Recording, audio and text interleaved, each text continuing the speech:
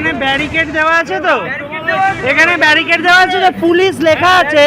তুমি ড্রিঙ্ক করে রয়েছো, তুমি কি করছো এখানে? এখানে এতগুলো মেয়ে রয়েছে দেখতে পাচ্ছ, এখানে দেখতে পাচ্ছ কিসের জন্য আমরা এসেছি? আমরা ছেলে খেলা করতে আসিনি নিশ্চয়। যদি আজকে কারোর এখন ড্রিঙ্ক করে তুমি গাড়ি যে চালাচ্ছ পুলিশ লেখা অবস্থায় এই জায়গায়, তখন কি হতো? কি ক্ষমা করব? এখানে তো ক্ষমা করে করে আজকে এই জায়গায় এসছে। আজকে এই যে নাম্বারটা এইটা, আর আজকে ক্ষমা করে করেই তো আজকে এই পরিস্থিতি। কেন?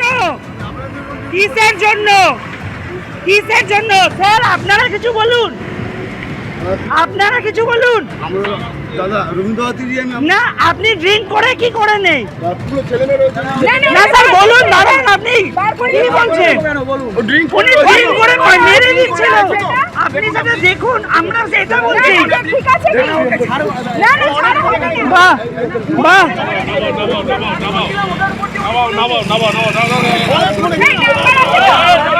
বাহ স্যার, বাহ স্যার।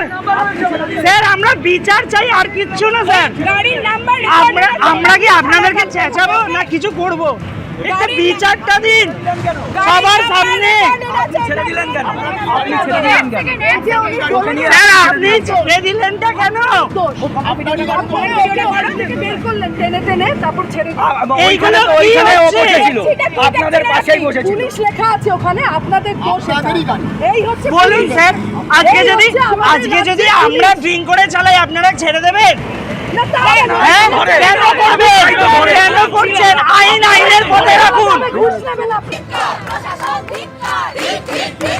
পুলিশের পারমিশন নিয়ে আমরা আমাদের যে আরজি করের যে ঘটনাটা ঘটে গেছে, যার প্রোটেস্ট আমরা 14 তারিখ রাত থেকে করছি, প্রত্যেকদিন কেউ না কেউ কোথাও না কোথাও রাত যাচ্ছে, সেরকমই গতকাল রবীন্দ্রভারতী ইউনিভার্সিটির ডাকে আমরা রাস্তা জুড়ে আঁকা লেখা এবং গান গেয়ে জমায়েত করছিলাম। এটা হচ্ছিল আমাদের 4টে অবধি পুলিশ পারমিশন নেওয়া ছিল। ঠিক 3:10-15 থেকে পুলিশ আমাদের বলা শুরু করলো আর কতক্ষণ লাগবে। আমরা বললাম আমাদের রঙও শেষ হয়ে এসছে, আর বেশিক্ষণের বিষয় নয়, আমরা উঠে যাব একটু পরেই। হঠাৎ ওই 3:20-25 নাগাদ একটা বাইক খুব টালমাটাল ভাবে এসে একটা ব্যারিকেডে ধাক্কা মারলো। দেখুন, যতদিন মেয়েদের জন্য সুরক্ষা না আসছে, যতদিন পর্যন্ত আমরা দেখবো যে সিভিক ভলেন্টিয়াররা ওই মদ খেয়ে বাইক চালাবে, মেয়েদের ওপর তুলে দেবে, কটূক্তি করবে, ততদিন এই প্রতিবাদ চলবে, এই আন্দোলন চলবে, রাস্তা ব্লক থাকবে।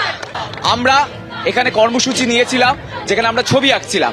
মোটামুটি 3:30 নাগাদ একটি বাইক এসে ওই ব্যারিকেডে ধাক্কা মারে। আমরা সবাই গিয়ে দেখি যে সেই বাইকটির সামনে লেখা আছে পুলিশ, এবং সেই পুলিশ লেখার পর আমাদের ছাত্রছাত্রীরা তাদেরকে ঘিরে ধরে, এবং ঘিরে ধরার পর যখন দেখে যে ওই পুলিশটি, এই অফিসারটি এবং আমাদের দৃঢ় বিশ্বাস উনিও মদ্যপ অবস্থায় ছিলেন, এটার বিরুদ্ধে আমাদের প্রতিবাদ, এবং উনি পালিয়ে যেতে। আমরা দাবি রাখি যে অপরাধী তাকে এখানে আনতে হবে। আমরা ভোর 4টে থেকে দাঁড়িয়ে আছি, উনিও দাঁড়িয়ে আছে, প্রশাসনও দাঁড়িয়ে আছে। আমাদের শুধু একটাই দাবি, যে অপরাধী তাকে এখানে আনা হোক। উনি কিছুক্ষণের মধ্যে এখানে আসতে পারতেন। এনার বিরুদ্ধে যিনি সাহায্য করেছেন তার বিরুদ্ধে, এবং যিনি করেছেন তার বিরুদ্ধে শাস্তি দিতে হবে, কঠোর থেকে কঠোর শাস্তি। আমরা এফআইআর করছি, এবং আইনগতভাবে আমরা আমাদের দাবি জানাচ্ছি, আইনগতভাবে আমরা আমাদের পদক্ষেপ নিয়েছি। পুলিশের বাইকের থেকে আমরা জানতে পেরেছি, নাম্বার প্লেট থেকে, ওয়েবসাইট থেকে, যে পুলিশের বাইকের সবকিছু 2008 সালে ল্যাপস করে গেছে, ইন্স্যুরেন্স ল্যাপস করে গেছে, পুলিশের বাইকের ল্যাপস করে গেছে।